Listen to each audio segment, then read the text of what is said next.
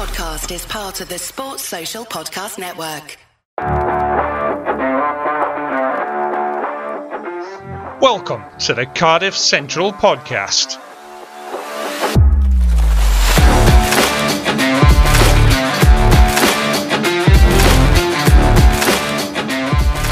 Hello again, and welcome everyone to Cardiff Central, the unofficial Cardiff Rugby Supporters podcast. I'm joined once again by Carwyn. How are you? Yeah, good. Thanks, mate. All things good over here. Having a couple of days off, which is nice to have after a busy weekend of sport. That's good. In terms of what have I done this week, nothing really. I went to the cinema on Sunday, watched Killers of the Flower Moon, which a lot of people are talking about. It's a very good film. If you like slow burns, it's a very slow burn. Some great performances, really good costumes. If you're a cinephile, it's one to watch. I'd recommend seeing it in the cinema, because if I watched it at home, I would have stopped halfway through to go to bed because it's a very long film. I'm getting quite old, and I probably wouldn't have got back into it. It wasn't very gripping, but it's one of those ones. Whilst I was sat there, I was enjoying it. Maybe not really recommending it, if you know what I mean. It's not a blockbuster, but it was very good. It's similar in ways to Oppenheimer. That kind of vibe. How about you? How was your weekend? Yeah, pretty horrific in several ways. Mainly the early start time, which was getting up at 1 a.m. / not really going to sleep, if I'm honest. I think I dozed for about an hour and then was in the office at 1 a.m., which was an interesting experience. Me and 3 security guards having a chat. BBC, basically talking about what I was doing there, essentially. That was their response. Why are you here at this ungodly hour? But it was for the WXV women's tournament that's just kicked off, or rather the WXV 1 tournament has just kicked off. Wales, unfortunately, falling to Canada in the first hurdle, 42-22. But yeah, great to get to cover it, especially. And there were some brilliant performances and some positives to take from it. Definitely, it's going to be a learning curve for them. But yeah, that was the start of my weekend, and then followed the URC fixtures in the afternoon, which I assume is going to be the way we're going to start. Yeah, so I don't envy you at all. I used to work nights and shifts, and 12 hours on, 12 hours off, finishing at sort of 1 a.m. I really don't miss that at all, so I don't envy you at all. Also, the women's 15, I've not really got involved with it. I think I struggled to get involved with the women's game because I don't feel like I've got a team to support in domestically. I really struggle with sports that one of the reasons I like Cardiff more than the national team is because something that I watch a couple times a year isn't really going to get my interest. And this is the first big tournament they've kind of done involving different structures and stuff, but having it at 4 a.m. It's not something I'd get up for, but if I was interested in it, I would, if you know what I mean. Yeah. So how do you think the campaign, I don't know if that's the word we use, the campaign is going? Yeah, first and foremost, I think it's interesting you say about the domestic side, because obviously Worcester Warriors collapsed the women's side last week, and there's about 6 Welsh internationals there, and they've been, a few of them, Fionn Lewis and ex-Worcester player Shannon Harries have been calling for a Welsh professional side to be installed. There are plenty of Welsh sides at the moment. You've got the likes of Pontyclun, you've got the likes of Llandaff North in the women's league, top women's league at the moment, but they are amateur. So yeah, that's been something they've been calling for. On the game itself, Wales, there were positives and there were negatives. I thought first half Wales did really well to respond, and it was almost immediately to when they were knocked down. They scored a try. They conceded a try early on, and they scored straight away with a really nice line-out move, which was cleverly thought out. Little front peel, hooker goes over in the corner, Carys Phillips. Then, Canada came away with it a bit, scored a couple of tries, but then Georgia Evans scores a brilliant interception. The problem for me watching it was an area Wales pride themselves in is their tight play and their scrum and their line out. And we saw that in the Six Nations, how dominant they were in those areas. That wasn't as dominant. They struggled actually in the scrum at some points. That'll be a bit of a moment of, I don't want to say worry, but perhaps a bit of, they'll have to consider that and work on that moving forward, because yes, Canada are a strong side, and Sophie de Goede is as good a player as you'll come across. Not number eight's kick for goal, but she nailed every single one of her kicks, I think, and scored a try and was generally outstanding for Canada. But it was a bit of a disappointing one for Wales, I think, in some aspects. De Goede, by chance, actually has a Cardiff connection, if you were wondering. I think her father Hans played for Cardiff back in the late 70s, if I'm right. This is a Phil Steele fact. I can't take it from my own, but he was telling me that at 2 o'clock in the morning. So if I've got that wrong, apologies, but that was me noting it down at 2 o'clock in the morning on Saturday. Yeah, Hans de Goede, I think, was a Canadian international who played for Cardiff in the late 70s for a season or two. Again, yes, good performances. Alex Callender was brilliant at points, and considering the week she's had with the Worcester situation, she was brilliant. I thought could have done with more control from the halves again. That's been a running theme slightly with Wales in the past. The lack of distance on kicks. I thought Canada got a bit of territory supremacy, especially in that second half. Overall, Wales probably have been targeting the Australia game. I think it's Eleanor Snowsill was quite vocal on that Wales should have beaten them in the World Cup. So this is a time for a bit of retribution in a way. Maybe that's not the right word, but a bit of payback. This weekend they play New Zealand. Again, it's an early start. Again, I am working on it. So anyone who is going to be watching, I will be watching along with you. So there's some solidarity there somewhere. But yeah, New Zealand is going to be a really tough ask. Despite them losing to France, I think they're still going to be a really tough opposition. And an exciting one, though, because New Zealand do play brilliant rugby. And as pointed out, they do have the World Cup record try scorer, regardless of what Will Jordan does this weekend. So in Portia Woodman. So yeah, it's going to be a challenge for Wales this weekend, but I think next week is the big one against Australia. If they can get a result there, that'll be a successful debut in the WXV1.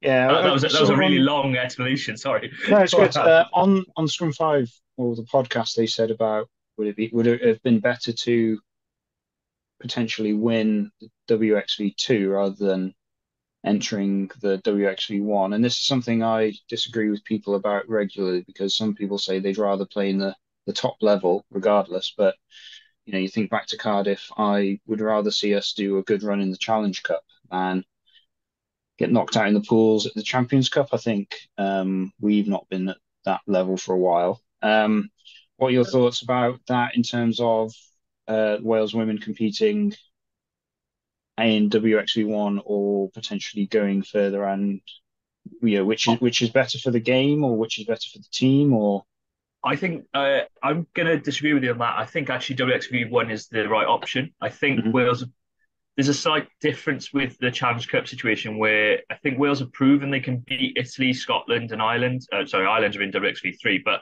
they've proven they can beat Italy and Scotland, and South Africa, I think, are one of the other teams there. They've proven they can beat them.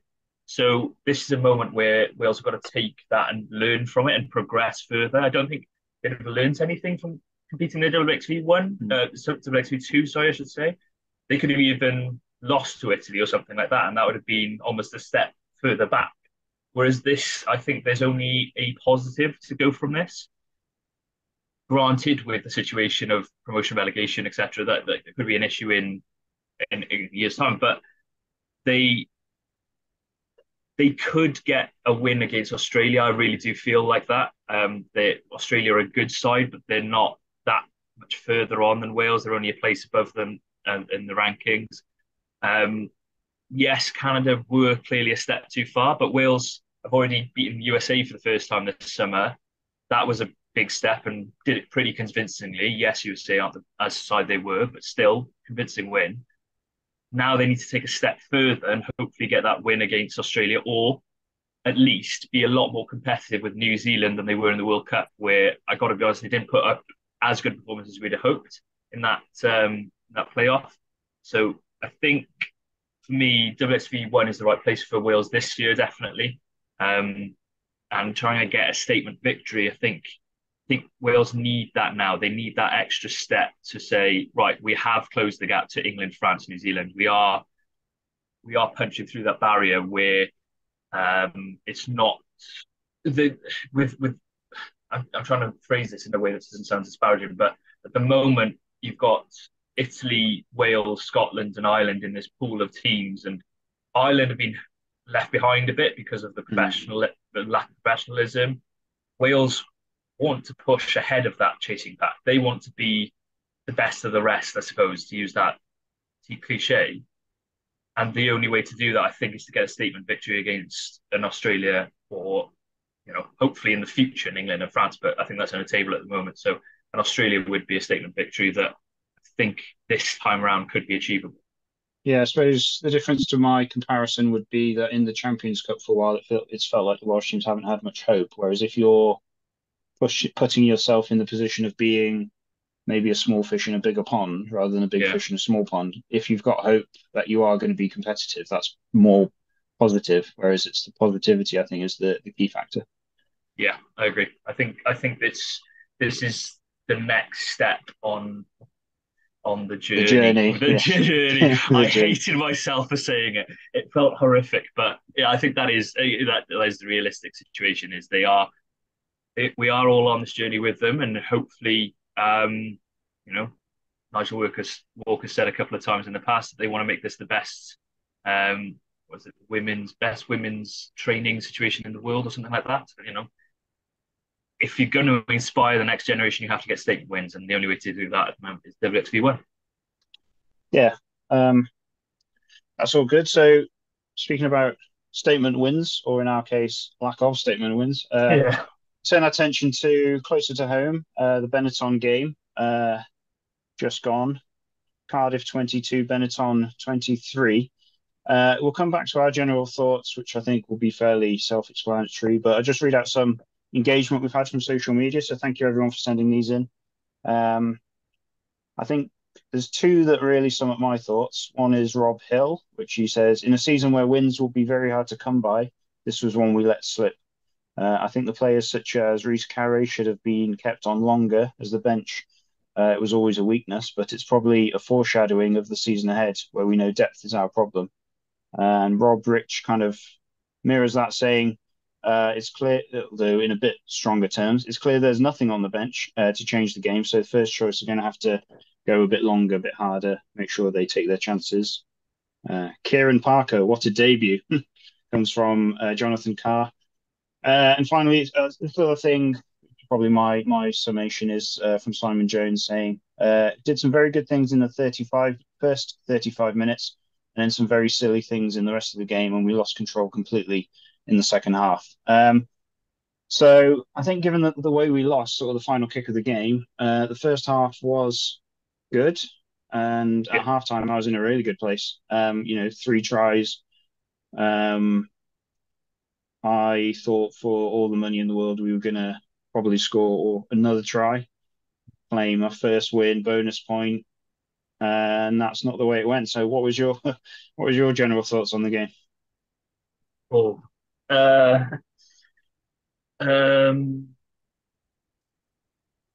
There's a phrase there, let slip. I think it was the first quote you let out, and I wouldn't say let slip, I'd say throw it away.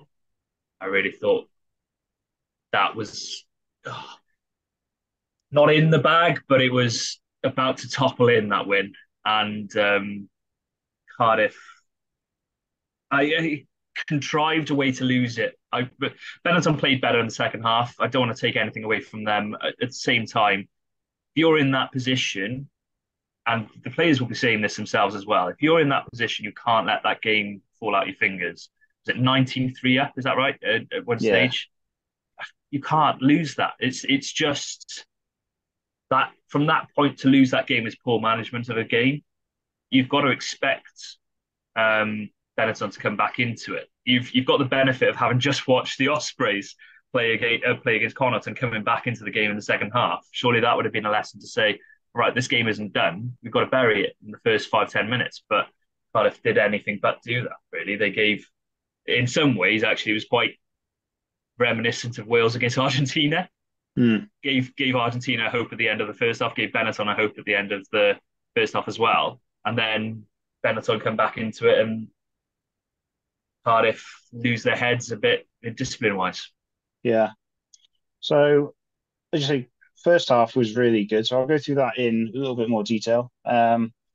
As we said, we've already used the phrase "the journey." We're going to be using a game of two halves because we're cliche today. But it really was. I mean, I said at half time I was getting a beer and was really surprised or impressed, or we kind of gone into this game not really sure how positive to be, or were we being optimistic. But one thing that really stood out was the set piece. The scrum was really strong, the line out was really strong, and the driving more. Going through the season, that could be a real weapon for us, and that's quite unusual. The amount of lineouts I've seen Cardiff fluff over the years is impressive, and the scrum was really strong. The defence coming into the new season, when we signed Gethin Jenkins on a consultancy basis, he was going to be doing a sort of part-time thing. Raised a few questions in terms of how effective was that going to be, but the defence was really good. Their two tries they scored, one was from a driving more from a line out, and one was a chip and chase, and the bounce came off and there was no cover. So obviously we can question the cover, but when the ball was in the centre of the pitch, they didn't really look like they were going to line break and run off and score a try. So we'll come back to that because that kind of raises questions of how frustrating the end of the game was going to be. The discipline was good at halftime. It was 2 penalties to 9 in our favour, and a lot of those penalties came from the defence in terms of turnover penalties. So it went the other way in the second half, and the penalty count increased slightly. But overall, discipline was quite good, and we've seen that to our detriment quite a lot in the past. I think one criticism of the first half is that we were quite dominant, and as you said, we let them back in by scoring that, letting them score that try at the end. So it was only a 9-point gap at halftime, whereas realistically, if that had been 19-3 coming into the second half, that's sort of a different story. So that's kind of the story of the first half. Obviously, we did score 3 tries. One came from the defence. They tried to do an offload off the floor, and then there's some lovely pinching and offloading of ourselves to get Ellis Bevan into the corner. And then 2 from the forwards. I think it was Reece Carey and Liam Belcher were there. So we'll come back to individual players who kind of stood out because within that first half, there were a lot of positives from a lot of different players.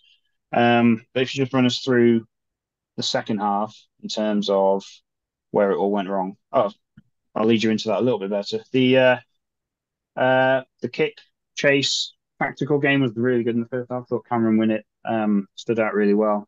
We were kicking high and contestable kicks that we were recovering well or defending well if they recovered it. So that kind of definitely went way downhill in the second half.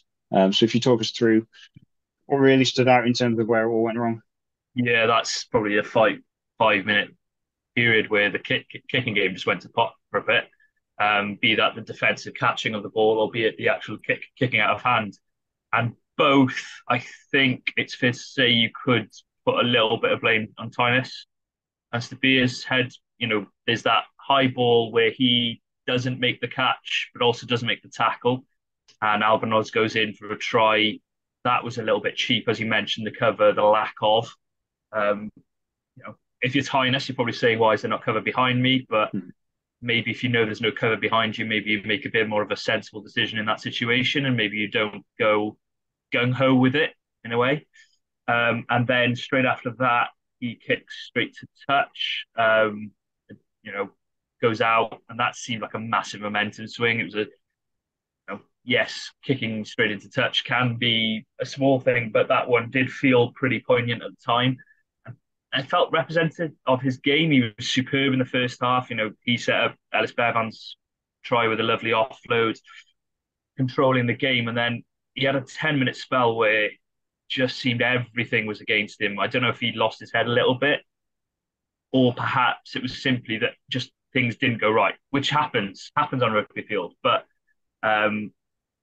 maybe the decision making wasn't right there as well. I was surprised he stayed on for that 10-minute period, and even more surprised he stayed on till the end of the game. But we'll come to that in a bit.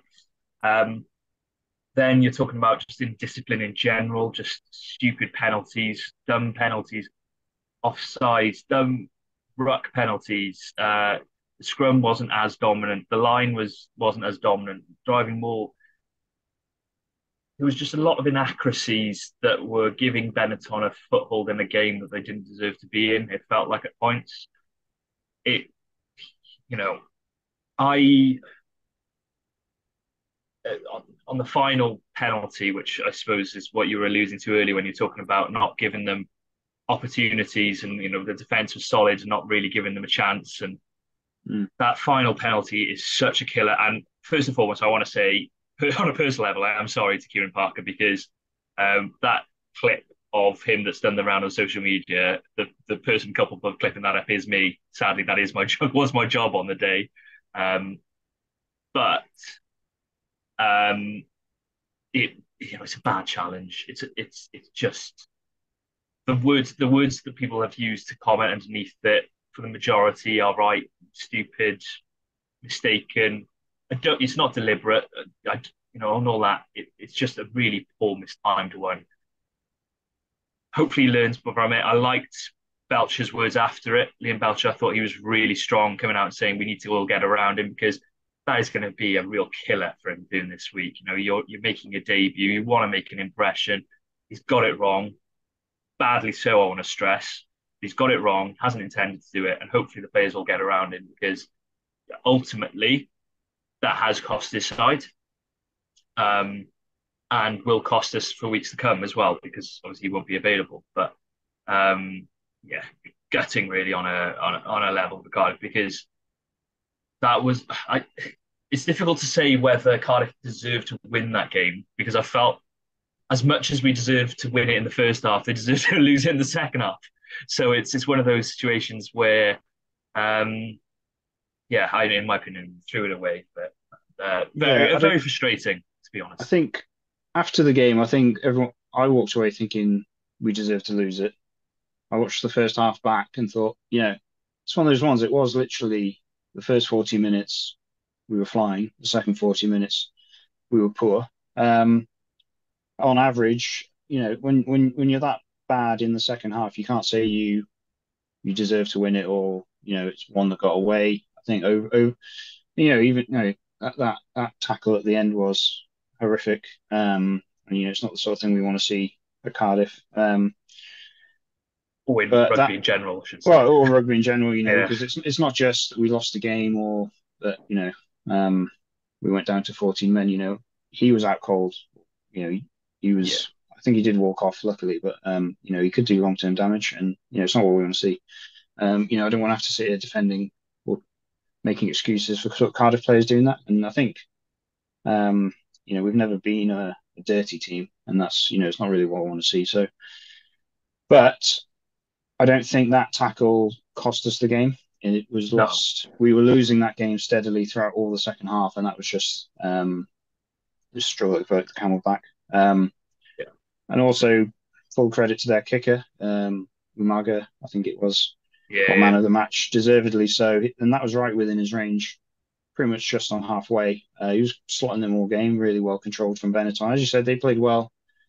I don't feel like they played terribly in the first half. I just thought we outperformed them. Then in the second half, they played a lot better than us. They had control in the halfbacks, didn't they, in the second half?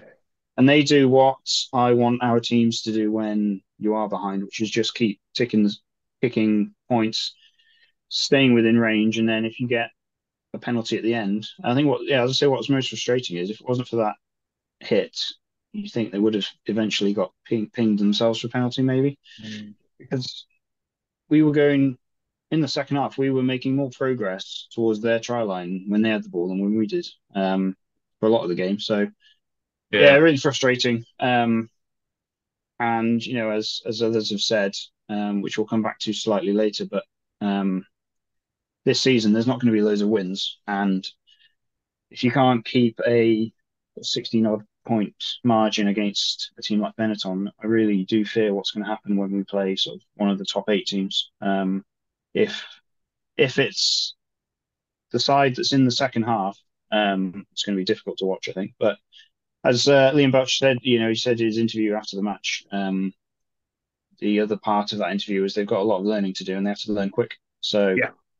I think that sums it up. I think they at least are aware of the problems, which is part of the issue. If you're not aware, then you can't do much about it. So at least they are aware. And if we see different mistakes next time, that's one thing. I think we'll get really frustrated if we see the same mistakes sort of repeated over and over. Yeah, I think I've mentioned there one of the things that I think was a bit crucial was you saw Iran and Imanga, two players that were playing in the English Premiership. Iran's played for Bristol for years, experienced head. He was superb in that second half. He gave Benetton control.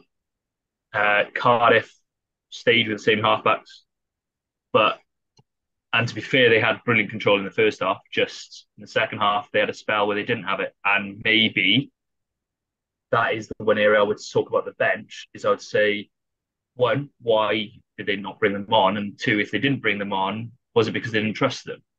And then that's starting to create a question that I think is a bit of a worrying. If that becomes a trend that we see that becoming a continuous thing, that's a bit worrying. On the flip side, perhaps Sherratt or Jockey was like, well, De Beers making his debut, I'm going to put my faith behind my starting 10 for this season and say, win us this game. And you could argue in some ways he was a penalty away from doing that. But there is a proof in the pudding situation. I think that sadly, there was a 10-minute spell where Cardiff lost control, and maybe if you've got that experienced head, say a Priestland on the bench, hypothetically, I know I'm not asking for Priestland back just in this scenario, you maybe bring him on and he shows up the game and secures the win. But look, at the same time, there were so many positives to talk about in terms of individual performances and seeing players playing with a smile on their face. I don't know about you, but one of my highlights of that game is seeing Lilo and Halaholo sharing a joke in the first half where Halaholo's tried to get an offload away to Lilo. It hasn't quite worked, and they're smiling and joking about it. Clearly, just happy to be back on the pitch. Yeah, it's good to see. I also really enjoyed Shane Lewis Hughes' fist pump when he did a turnover. So they say you do want to. We all know the season's going to be a slog, so you do want to see some form of enjoyment. I think the better teams and the better players always kind of have a smile on their face and they enjoying their rugby whilst working hard. I think I'm really surprised they didn't bring Arwell Robson on or Matthew Aubrey. As you said, it was kind of going away from us, and whatever the reason was, I think it was the wrong decision. I think if you sometimes more energy, regardless of the experience, just an injection of energy can be enough to shore up the ship. And Arwell Robson played really well during the preseason. So, if you had, say you had someone like your hypothetical, someone like Priestland, and then the replacement was an academy, I don't know, 19, 20-year-old, I could maybe understand it, but it's two similar kind of fly halves in terms of experiences, I guess. So I think that injection of energy might have itself been the difference. But talk about players that we did like to see. What do you think about Seb Davies at 8? Yeah.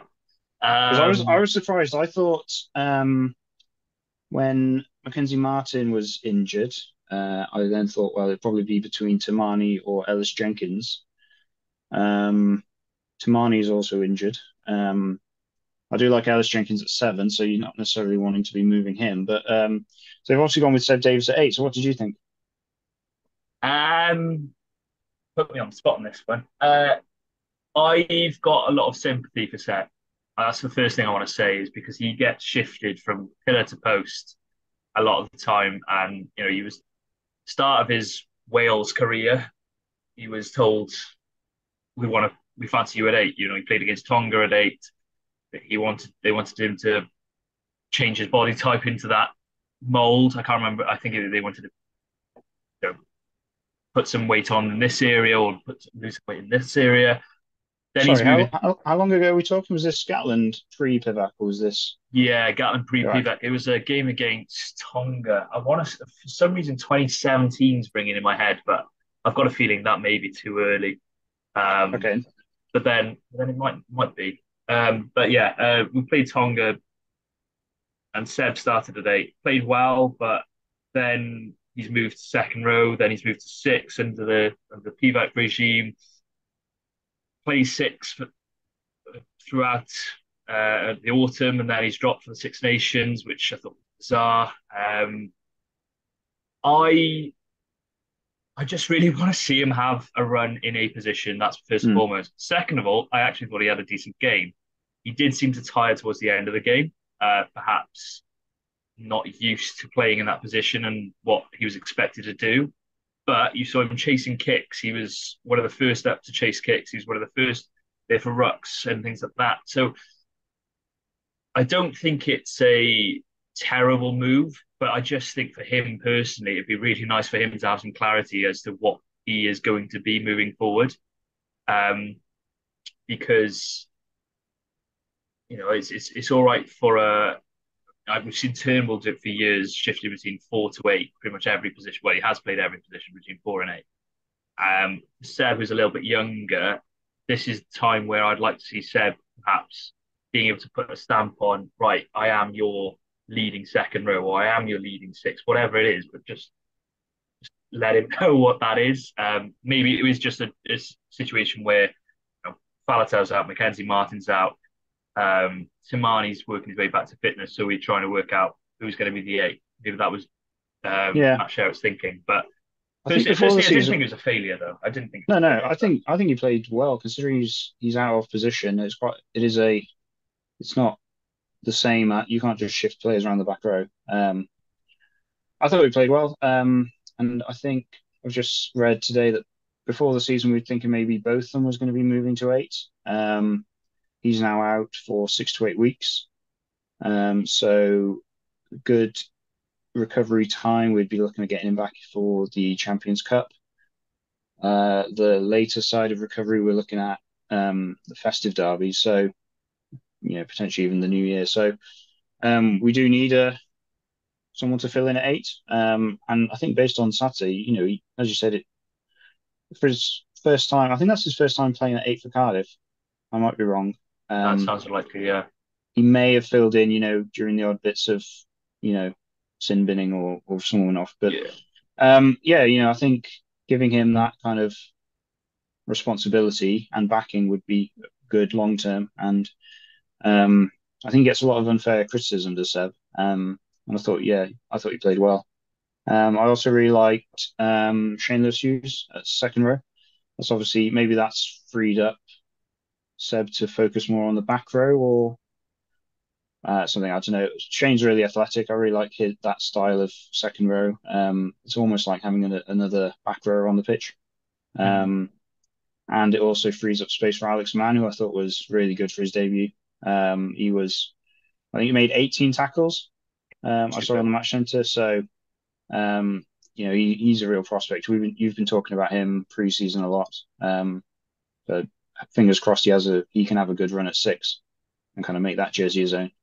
Yeah, Um, I really like him. So I thought he was really good. It was 2018, by the way. I was just looking at okay. that was the Well, Wales Tonga game, one for.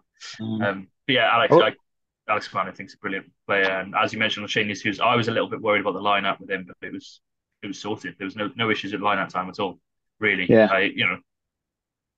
Nothing that I would have said, oh, that was a repeated issue. Though it seemed pretty steady and solid throughout the game. yeah. I was looking at the team sheet, which I think we'll try and release on a Thursday, just to try and our predicted one. I don't think you'd struggle to make an argument. I think the same players are injured or will be injured next weekend. Um, unless Mackenzie Martin is back, he might feature somewhere. I think for a starting scrum, 1 to 8, because it was so good, I think you'd struggle to make any argument for changing anyone really. Yeah, I'm trying to think any changes I'd like to make. The The only one I'd ask is whether Owen Lane is likely to be fit. Mm. There, it was supposed to be not a major thing. On that, I thought that was quite a big injury, actually, losing Lane. So he'd been really good in that first half. We didn't actually mention that. And then him going off, and Harry gave away a couple of cheap penalties, I think fair to say. So, yeah, I think that was a big loss for Cardiff. So hopefully he's fit next week. But even if Lane isn't fit, there's a player, Alan Summerhill, who I'm a big fan of, and will beat them even, who can slot in there quite seamlessly. Yeah, it's interesting you say beat them, because I was going to say we've then got Cabango and Summerhill. Um, that's it for wingers then, really, because Josh Adams is injured. If Lane is injured, Grady's away. It's these squad sizes are already starting to look a bit tight for comfort. We've also seen Mason Grady is back training with Cardiff at the moment, apparently. He only played 10 minutes against Georgia. So do you think he would feature on Saturday against Dragons? I was kind of expecting not, because he was with the Barbarian squad, or will be featuring against the Barbarians. I wasn't expecting to see any of them back until after that game. Yeah, Dragons talking about Lydiate as well, aren't there? There's some talk Yeah, around him possibly being featured. The initial line was it was going to be blanket 2 weeks and then see how it goes from there. But perhaps some players are going to come back early. With Grady, I'd be surprised if he comes into the starting lineup, partly because I don't think he's no, not trying to be disparaging about him, but he's not needed in that position. I'm a big fan of Summerhill. I think he's a very good winger. Also, Lilo played well on the weekend. I thought, for a guy who's obviously not known where he's going to be during the off season, I thought he looked fit and ready to go. Halaholo looked good at 12. So I don't think it's like, oh, we really need Grady to fly back in. I think if it was a situation like you've lost both your loose head props and you really need Hugo or Dom, look, Corey, can you help us out? Can you? I know we said you can have 2 weeks, but can you fly back in and help us out for a week? I don't think that's the situation Cardiff are in. So perhaps in the 23 off the bench, but apart from that, I'd be surprised if he's brought back in. Like you said, unless there are any niggles or anything else, mm. I'd be surprised to see many, if any, changes to that 23. Yeah, sure. So we've kind of ventured into looking ahead anyway. We'll do a quick recap of Dragons versus Edinburgh. So obviously we're playing Dragons on Sunday. It's the first Welsh derby of the season. So Dragons versus Edinburgh, they had a similar story to us. They're at home, started off really well, went out, I think it was 15-0, might have even been 17-0.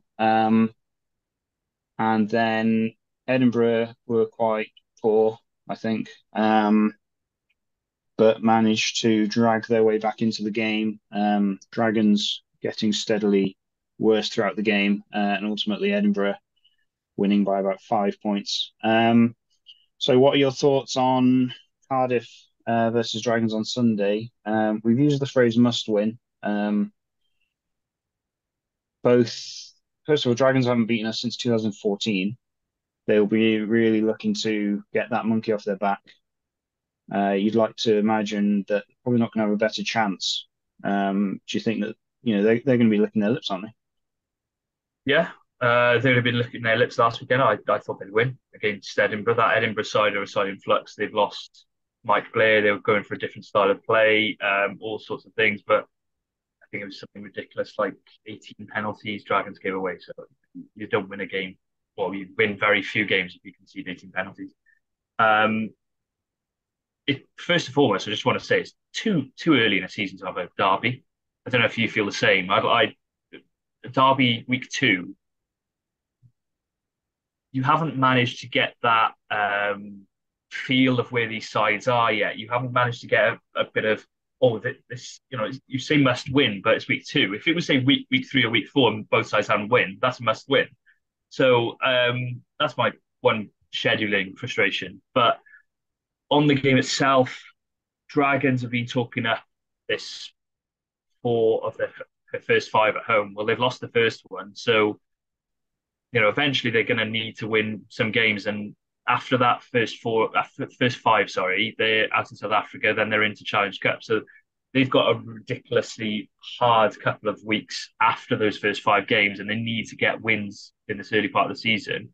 This is the point where Dragons will be confident. They've got a lot of strong players outside of the internationals, and they've recruited well over the summer. It's going to be a tough ask, I think, for Cardiff. I really do think Dragons are going to have a good season this season, and I've said that before. I do fancy them to finish ahead of possibly 2 regions, if not all 3 other regions. And yeah, they had a disappointing result last week, but they will have taken positives like Cardiff will. And I think it's a really difficult one to call. And to be honest, I'm really tempted if you're going to push me on a prediction later on and sitting on a massive fence on that one. But the matchups, I feel, it's quite equal in most positions. You talk about the centre battle is going to be an interesting one. Steph Hughes is captain for Dragons. He's a really strong player and has been performing superbly for them in pre-season and the end of last season. Front row, obviously, they've got the likes of Fairbrother. They've got the likes of Bradley Roberts, who are good players, good, just that slight level below international, perhaps. And Cardiff, you need that dominance, need that front row dominance. I think the same front row dominance we saw on the weekend, we need to push that forward into next week, because that is going to be a huge part of the game. I think that scrum, whether we keep scrums or not in international rugby is apparently a debate point now. But I think, I think that front row should get dominance, but I think that'll be a crucial part of the game. That's a really long-winded way of saying I really don't know who's going to win this game, and I'm really nervous about it. No, I think, yeah, you're right. I think normally we go into the game against the Dragons quite confident because we win so often. We're going to lose one eventually. I think the difficulty is both teams, as you say, we don't really know how either team is playing properly yet. I think both teams have enough to win the game, just the same way as, you think of the 4 games, Cardiff, Benetton, Edinburgh, Dragons, both teams had enough probably to win the game at various points through the full 80 minutes. So it's going to be really difficult to call. I think I've got a feeling we'll just edge it. I will say my Super Brew predictor, the 3 that went wrong for me this weekend were I predicted the Dragons to win, I predicted Cardiff to win, and I predicted Leinster to win. So I got all the rest right, but those 3, I was quite surprised about Leinster, but Glasgow is a good side. But that's by the by. Yeah, I did think I'm with you. I think this is you say every year though. This is the Dragons' year, and you have a good feeling, and it's the same as Cardiff in a way. I always go into a season, I think this season's going to be better than the last, and then it's generally about the same, I think. So the reason I kind of mentioned their run ahead, they've got a much harder one, so they'll be really targeting this. But I think, as some of the people have said, the wins are going to be so few and far between this season. If there's a chance that you have kind of parity, I think you really have to throw everything at it, because you say about the Dragons derby being too soon in the season. We've got, between now and Boxing Day, we've got the Dragons twice. Mm. We've got the Scarlets twice. We've then got Stormers, Bulls, and Zebra. So you'd think Stormers and Bulls are going to be outside of our remit for the foreseeable, you'd imagine. Dragons and Scarlets might be a coin toss, really, in terms of expectation of winning. So that leaves the Zebra game. And the reason I wanted to bring this up, Zebra got more out of their game with Ulster than we did against Benetton. And I know some people on social media are quite disparaging against Benetton. They only finished 1 place below us in the league last year. I think Josh Gardner said they've got a bigger budget than any team in the English Premiership this year, because Italian Union's investing heavily in Benetton. Zebra played well, scored a lot of tries, so 4-try bonus point and the losing bonus point. And when people think of where we are, and I think people are still looking at us and Treviso, or sorry, Benetton. You'd imagine Ulster to go away and hammer Zebra. Obviously, they're not going to be the whipping boys forever, and that's not what they're going to be content to be. So, looking at those kind of games, if Zebra becomes a coin toss, we could be heading into the new year without wins quite easily, I think. Um, I'm not going to go that bleak. I We've think, switched. We've switched. yeah, it's about time. I know. I think that Scarlet side is beatable. I think that's one thing I'd say. I think they've got some good Stardust players and X Factor players, but same reason they call the X Factor players. I think they're beatable because sometimes those players don't have their best games, and then what do you do? Um, I think I think Dragons this weekend is definitely winnable, and playing them again at home will be winnable, more winnable. If that's even a phrase, which is not. You mentioned parity this weekend. I Super Bowl predictions. I'm going to go with that. I'm going to go with a draw this weekend. I just fancy an early season derby draw. So there we go. We've got Cardiff cliches and derby draw as our probably headline for this this pod. But that's I just fancy the two quite evenly matched sides. Um, yeah, halfback's going to be crucial, but I think you've got a similar balance between the two. You've got some experience on the Dragons bench, which could be crucial in those halfback positions. The likes of Rodri Williams could play his part. Angus O'Brien, Will Reed, Kai Evans, whoever they play at 10. Those are decent players, but I might have youngish in read the that Kai Evans might be out. I may have read, oh well, which is that's obviously a their negative loss on his for behalf, them. but Yeah, from a Cardiff perspective, it's definitely positive because he's a brilliant goal kicker when he's on song, and he has been recently in the last year or so. So yeah, it's going to be a battle. That back row as well. That's quite a tasty back, to be fair, and one that if you're an Alex Mann and you want to be sorry, I keep on harping on about him, but if you're an Alex Mann or even an Alice Jenkins wanting to get yourselves in that possible national reckoning, um, those are the players you need to prove yourself against first. The Harrison Keddies, the Ollie Griffiths, those players who, Di Flanagan a couple of weeks ago was talking those two up as possible Wales internationals of the future. I know Ollie's had a cap before, but to have probably future caps. Well, before Alex and Ellis want to get ahead of the likes of Jack Morgan or Tommy Raffel, they need to get ahead of these guys, Hmm. and I don't think that's a given at the moment. So yeah, could be a back row battle to savour. And that, as I mentioned, that type five is going to be crucial as always. Yeah. I think I'm going to end on a prediction. You've gone for a draw, which is Weasley, I'll say. Um, but in fairness, it's not actually completely fence sitting. no, I no. If you do think genuinely it's a think draw, it it's will be a fine. draw. I think it'll be close. I'm going to back. I think we do have. I think Cardiff does have enough to get it over the line. I think they will learn a lot from the game we've just had, and I think that includes the game management in terms of use of the bench as well. Um, so I think it'll be close. I think it'll just be. I think we've got enough to scrape past, but it could go either way. And to be fair, I did say that about Benetton. I think it could have gone either way. I still stand by that. So, Yeah, um, right. So we'll bring it to a close there. I think, as you said, it's going to be a lot of interesting battles between individual players and kind of clumps of players. I'm really looking forward to this one. I know it is early in the season, but it is nearly November, so I don't feel like it's too early for a derby. Um, because of the World Cup, obviously it's been a bit delayed. So yeah, I think it's gonna be an interesting game. I'm looking forward to this one. It's always good when we go away. We only just got the win last time. I think we scored in the 79th minute to pip them. So they'll be looking for it's 9 years of revenge now. It's building up, so eventually it's gonna happen. We'll see if it happens this weekend. you're almost trying to put the knockers on it, aren't you? You're almost trying to. I'm trying to reverse jinx it, I think. That's the thing. Um, but yeah, I think it's going to be a cracking game, I think. Two similarly, I don't want to say uncomposed, teams in not really sure of their styles at the moment, wanting to build, want to make a big impression.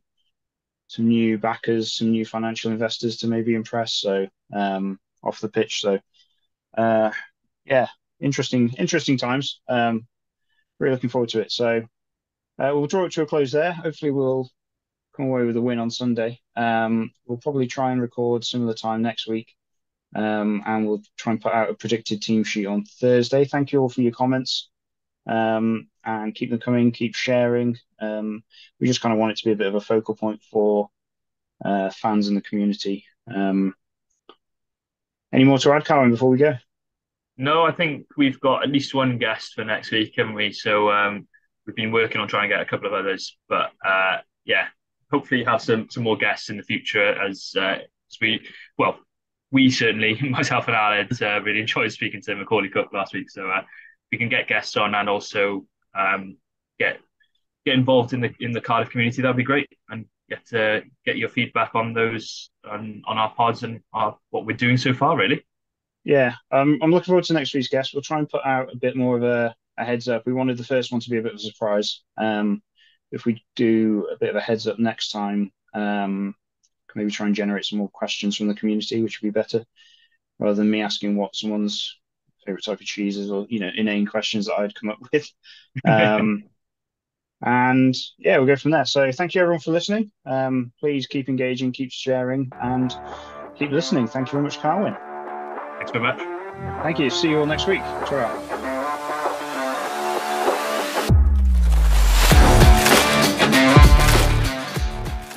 Thank you for listening to the Cardiff Central podcast. We hope you enjoyed the show. Please subscribe, rate and review wherever you listen to us, as it really helps spread the word. You can find us on all the usual social media channels or email us on welshregionalrugbypod@gmail.com. And remember, whatever the question is, rugby is always the answer.